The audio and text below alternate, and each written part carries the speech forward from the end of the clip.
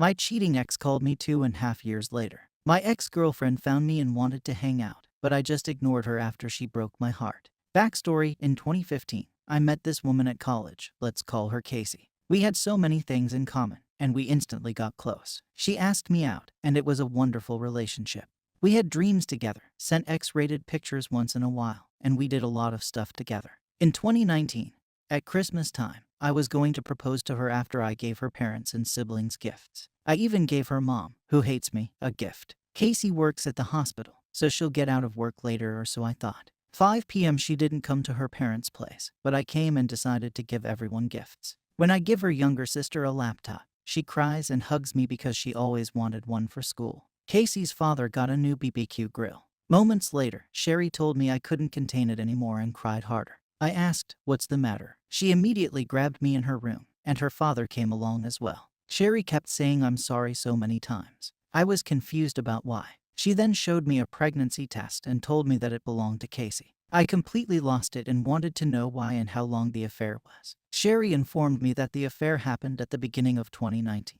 While I was working a lot at my factory job, she went to see him. What makes matters worse is that Casey's mom was the one who showed the AP to Casey. Apparently, in the month of November, Casey found out she's pregnant, and she begged Sherry not to tell anyone after Sherry found the test. When she told me everything, my world came crashing down, and I decided to leave. But before I left, I thanked Sherry and her father. Max apologized and said that if I left, he would completely understand.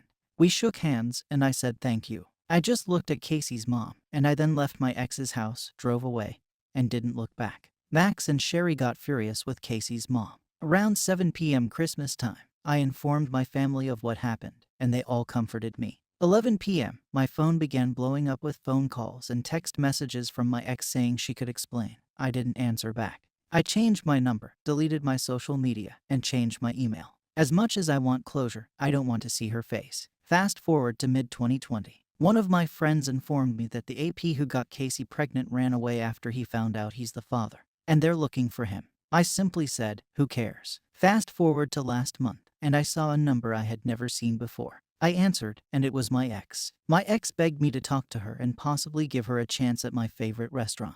I responded, why should I after you did what you did? She rambled on, and I just ignored her because I didn't want to go through the same pain that she had put me through. Casey began gaslighting me and her friends, and her mom called me a coward for not seeing her again. I told Jane that you have the audacity to say that after what you've done. She rambled on. I just hung up and blocked Jane and my ex's numbers. I informed her friends what happened, and they left me alone. Update: my ex found me. She's a wreck. I got closure, but I feel it wasn't worth it. It's been nearly 3 months since I posted my story, and apparently she found me. Of all days, on Mother's Day, my mom wants to go to Red Lobster since she loves seafood. One of my sisters came along as well. Let's call her Raven. We were about to leave when, all of a sudden, I ran into my ex's sister Sherry and the Wicked Witch of the West, Jane, in Red Lobster. Sherry was in total shock at seeing me, and I was hoping Casey wasn't there with her, but thankfully she wasn't.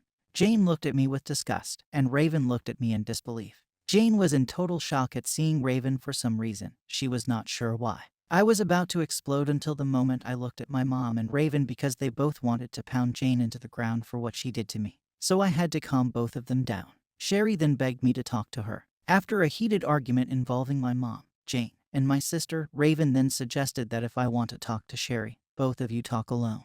We won't be involved, not the snake bee. We talk for a bit, and she asks me how I have been and says how she misses me and wishes that I didn't leave. She told me that my ex was miserable when I left, and I responded that it was not my problem.